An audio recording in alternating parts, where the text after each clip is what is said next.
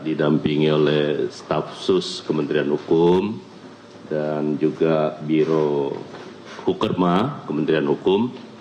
Pada hari ini kami akan menjelaskan terkait dengan banyaknya pertanyaan teman-teman media ke saya sebagai Menteri Hukum terkait dengan perkembangan permintaan ekstradisi atas nama Paulus Thanos.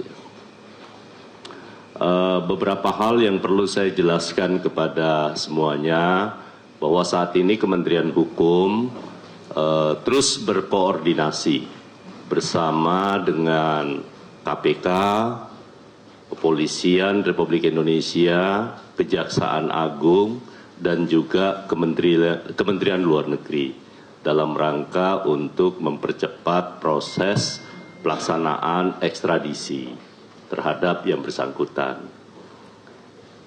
Saat ini juga tim kerja sudah dibentuk antara Kementerian Hukum bersama dengan Direktur OPHI, kemudian juga dari KPK, Kepolisian Republik Indonesia, Kejaksaan Agung, dan juga Kementerian Luar Negeri. Dan saat ini untuk hal terkait dengan hal ini, itu sudah ada timeline yang disepakati bersama oleh seluruh kementerian terkait, termasuk dengan KPK maksud saya. Teman-teman sekalian yang saya hormati dan seluruh masyarakat Indonesia, saya perlu menegaskan yang pertama, bahwa batas waktu untuk kita mengajukan permohonan dan seluruh kelengkapan berkas itu 45 hari batas lama waktu yang dibutuhkan 45 hari.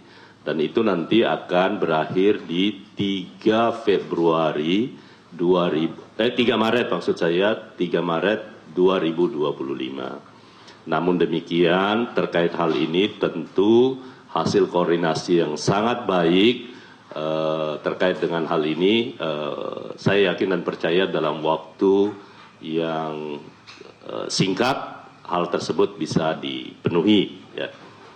Yang kedua, kaitan Kementerian Hukum dengan pelaksanaan ekstradisi, dan memang ini harus teman-teman ketahui bahwa otoritas pusat itu kan ada di Kementerian Hukum. Karena itu pengajuan ekstradisi atas permintaan dan penyidikan kasus yang dilakukan oleh Komisi Pemberantasan Korupsi, nanti administrasinya akan diajukan oleh Kementerian Hukum dan itu akan diteruskan kepada otoritas yang berada di Singapura. Itu yang pertama.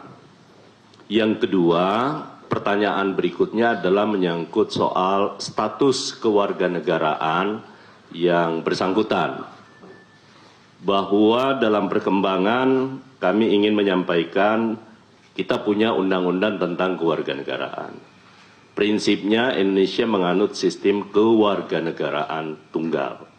Satu, kewarganegaraan. Bahwa yang bersangkutan memang menurut laporan yang kami terima, bahwa yang bersangkutan juga saat ini memiliki paspor negara sahabat. Namun demikian, bahwa berdasarkan peraturan Menteri Hukum dan HAM, bahwa untuk melepaskan kewarganegaraan Indonesia itu tidak berlaku otomatis. Karena itu saya ingin sampaikan bahwa ada 2 kali yang bersangkutan ingin mengajukan permohonan melepaskan kewarganegaraan. Tetapi sampai hari ini yang bersangkutan belum melengkapi dokumen yang dibutuhkan. Karena itu status kewarganegaraan atas nama Paulus Thanos atau Jin Tianpo, ya.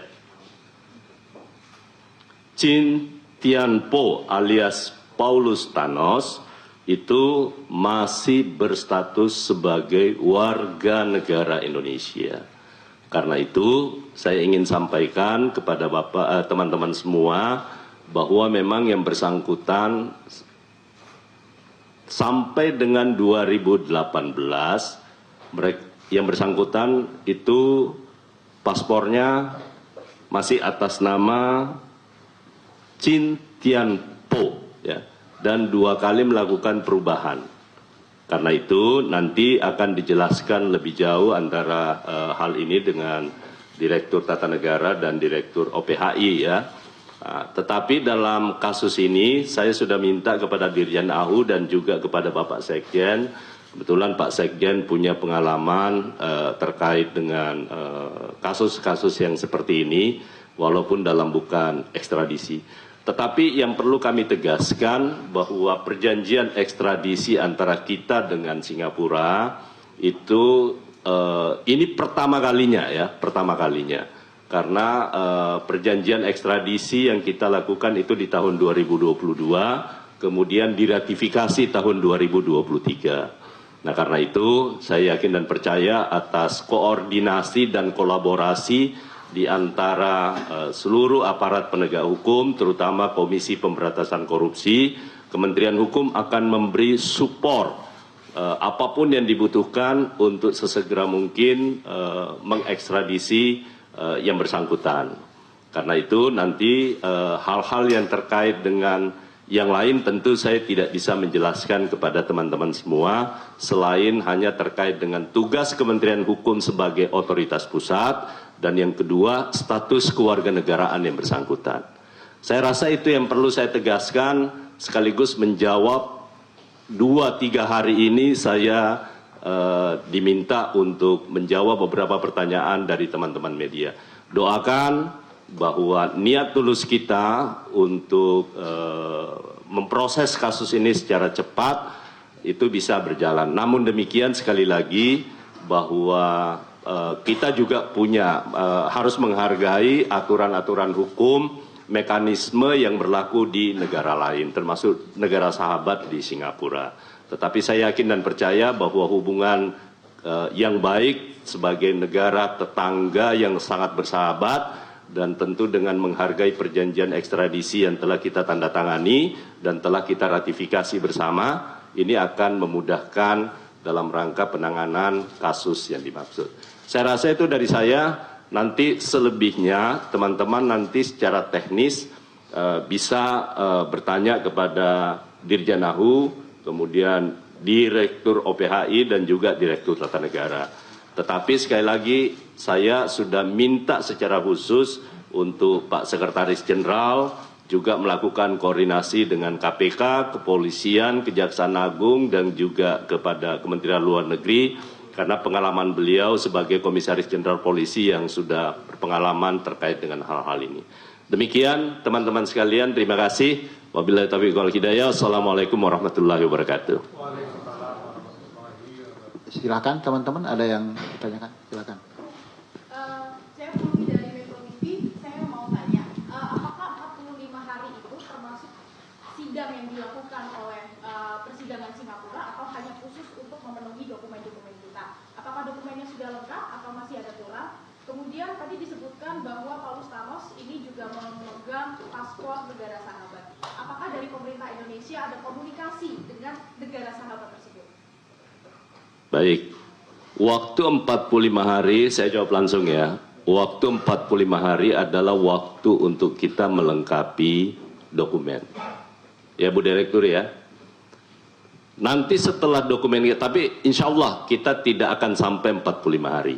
Ya, kita tidak akan sampai 45 hari. Tapi saya tegaskan bahwa setelah 45 hari tentu proses ini akan berjalan di pengadilan Singapura. Karena itu kita tunggu setelah dokumennya lengkap. Yang kedua, terkait dengan proses persidangan tentu kita tidak bisa turut campur di sana. Karena setelah selesai ada putusan di pengadilan tingkat pertama di Singapura tentu masih ada proses banding. Nah, yang kedua pertanyaan berikutnya, apakah kita sudah melakukan komunikasi? Kami sudah berkomitmen bersama bahwa urusan terkait dengan komunikasi antar pemerintah itu diserahkan kepada Kementerian Luar Negeri. Oke ya? Ada yang lain?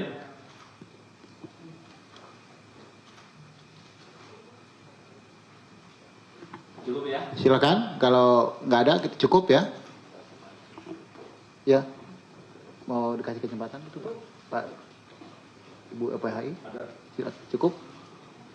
Pak Direktur Negara, baik rekan-rekan semua, kalau sudah selesai kita cukupkan sampai di sini. Terima kasih. Ya. Ya.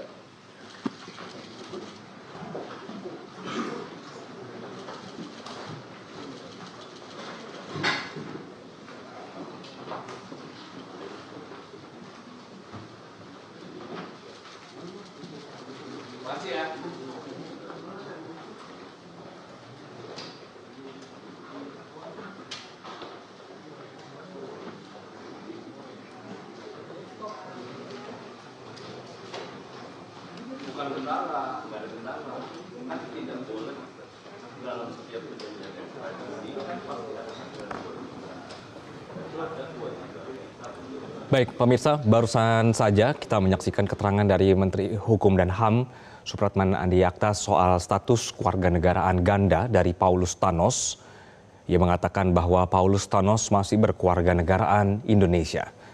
Buronan kasus mega korupsi IKTP Paulus Thanos ditangkap di Singapura dan saat ini proses pemulangannya atau ekstradisi dari yang bersangkutan sedang dipersiapkan oleh para pihak terkait. Paulus Thanos sendiri merupakan buron kasus korupsi KTP elektronik berhasil ditangkap di Singapura.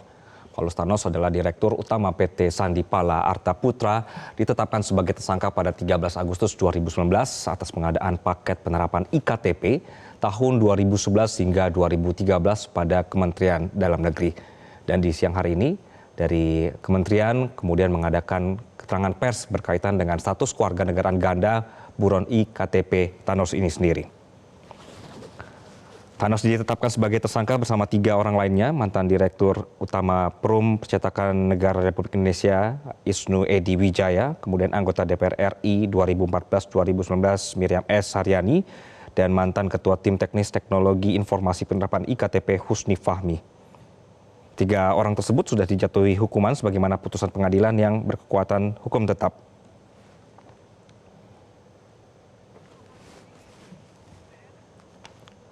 Dan demikianlah Breaking News Metro TV, kami akan kembali dengan Metro Siang saat lagi.